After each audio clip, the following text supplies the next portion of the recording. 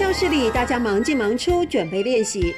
这个乐团的组成很不同，个个都是阿公阿嬷，年龄加起来破1000岁。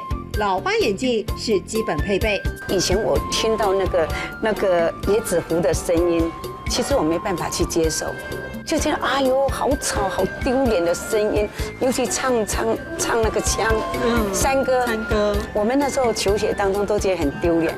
许瑞一手发起的乡音国乐团成立7年，从排斥到拥抱客家音乐，如今唱起心爱的歌谣，韵味十足。唱山调歌呐，